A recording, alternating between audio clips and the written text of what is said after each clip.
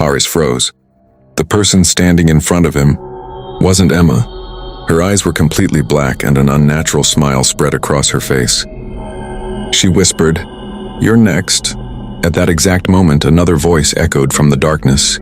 "Harris, I'm here!" "Don't listen to it." It was Emma's real voice. Harris turned toward the sound. At the end of the basement stood an old iron door. Behind it, Emma was chained to the wall. Without wasting a second, Harris grabbed the rusty key and pushed it into the lock. Click! The door slowly opened. He rushed inside and broke Emma's chains. Suddenly, the shadow creature let out a terrifying scream. The entire basement began shaking. The walls cracked. Old family photographs crashed onto the floor. Emma quickly handed Harris the old diary. "Read the last page." Harris opened it. Only one sentence was written there. "This creature can only survive in darkness. Light is its only weakness." Harris looked around. Above them hung the basement's old electrical switch. Without thinking, he ran toward it. Behind him, the creature rushed forward at incredible speed. It was only a few feet away. Harris took one final leap and pulled the switch. Suddenly, a brilliant white light flooded the basement. The creature screamed in agony. Its dark body began dissolving into smoke. It reached toward Harris one last time, but with every second it grew weaker. Moments later, it disappeared forever. Silence filled the house. The freezing air became warm again.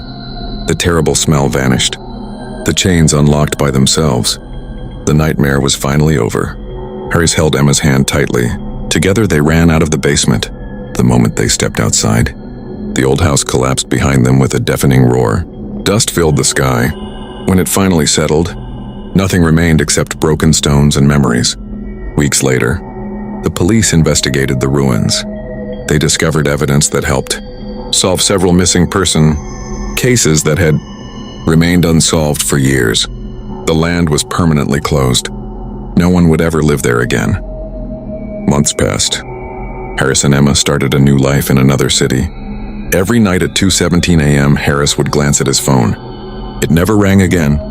No strange knocks. No mysterious shadows. Only silence. One evening, while watching the sunset together, Emma smiled. Some doors were never meant to be opened. Harry smiled back. And sometimes, listening to a warning can save your life. They held each other's hands and walked toward their future. The darkness was gone. The curse had ended. And for the first time in a long time, they were finally free.